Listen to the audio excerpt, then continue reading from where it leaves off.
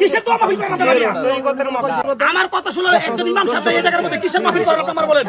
কথা বাড়াইলে কথা অনেক বাড়বো, কথা বাড়াইতে চাই। মাহফিল হলে বড় বড় আলেম সমাজ থাকে না? আপনি বলতে এটা মাহফিল হয়, তাহলে হান্দালা সাহেব আছে, হাসান সাহেব আছে, তাদের দেখো ফলোই করব। তাহলে আপনি হারা খবর পেলেন না কেন? কোন আলেম আছে আপনাকে? আপনারা মুফতি ইমাম সাহেব দেখান তো আমার এনে। আপনারা এই যে আপনারা জানেন এখানে কেন কই? আপনি আমার বুঝান।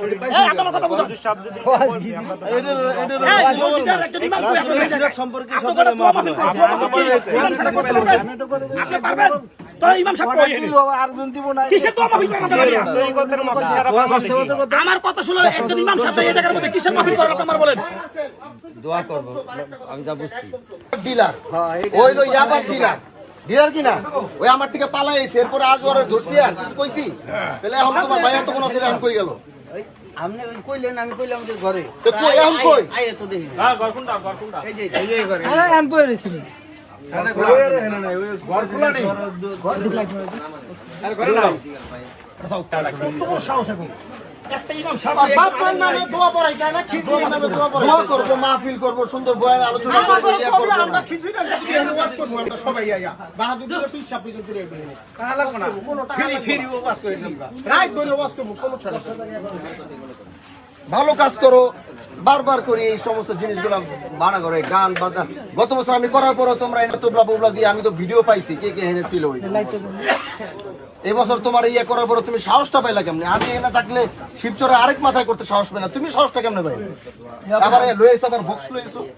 আমরা তো কোন গান গান বক্সগুলো এটা কি লিখে মিলাতে মিলাত করে এই হুজুর কই? একজন হুজুর দি দেখলাম না ইয়া মিলাত করে। ওই মিলাদ পড়াইছেন মিলাত হুজুর কই? কারা দা মিলাদ করে? আমরা পড়াইছেন মিলাত কোনটা কি? আপনি কি করেন কেন? আমি মিলাদ করেন কেন? আপনি করছেন মিলাত। আমি আপনার ভিতরে তো শুনতে আপনি মিলাদ করেন আপনি কি? এই আরে নাও। আরে পাইন দলে দরকার। তো দাড়ি নাই, মোছ নাই, কিছু নাই। এলো পীর এলো পীর হ্যাঁ? এলো পীর এলো ওই বছর পীর আমরা করব না ওই পীর। অতিরিক্ত সাহস পীর আপনি খিজির এনে কি? খিজির করেন কে? খিজির কি পারো মিলাতে? খিজির আল্লাহর একজন বান্দা আল্লাহর বান্দা কি? ওনারে সামনে রাখতে সদ উচ্চারণ করতে পারো না। মিলাত পড়াও।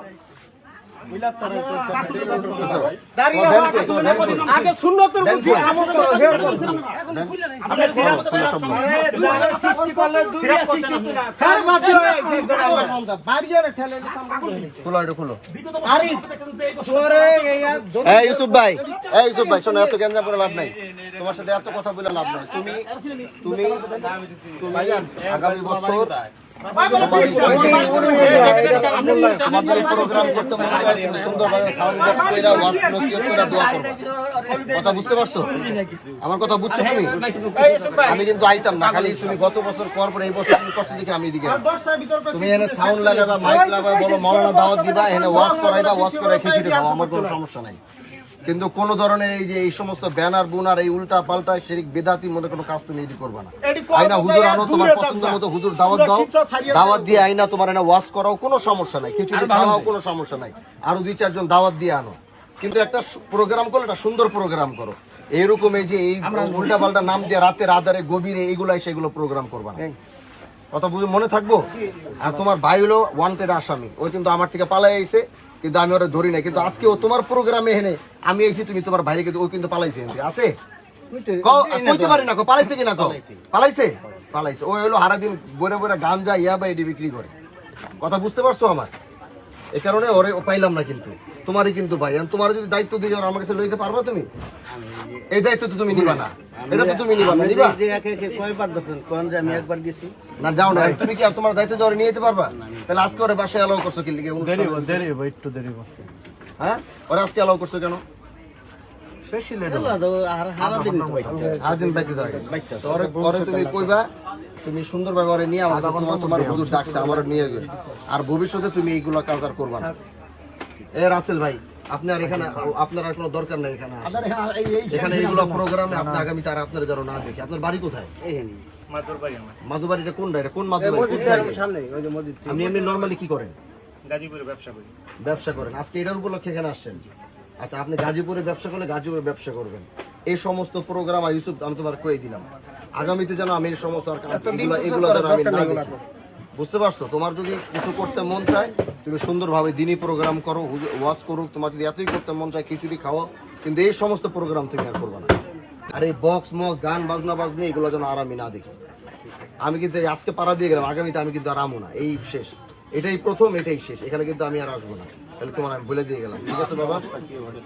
আমরা কিন্তু রাস্তায় পাহারা দিব, উল্টা পাল্টা খবরদার যেন না হয়, এটা যেন বক্স আইন থেকে বিদায় হুইপ বাচ্চারা করে হুজুরের লেগে সতর্ক বার্তা কি?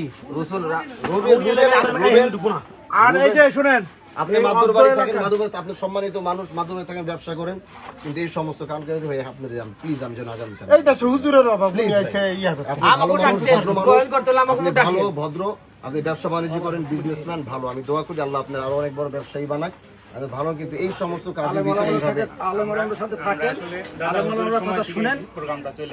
আরে হে দাদা হুজুর এই সময় জানতো না, হে সফর করতো বিভিন্ন জায়গায়, এই দেশে কিছু ইয়া নিয়ে আপনারা করতেন ইতিহাস, আপনি আমাদের মাথার তার শোনেন, আমি আমরা বলি, সবসময় ওনাদের আমার কথা বলি, আপনি যেটা বলতে চাইছেন এটা আমি জানি, কিন্তু এই যে খিজির আলাইহিস সালাম এই নাম নুম দিয়ে যে এটা করেন, মানে এটার কারণটাই আমি আজ পর্যন্ত বুঝলাম না। এত বছর ধরে আপনারা কি করতেছেন?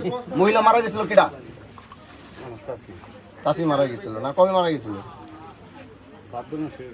ফোকরামি করতো না? চাচি ফোকরামি করতো না? ওই ফোকরামি মরে যাওয়ার পর থেকে তারপরে তো এই শুরু নাকি?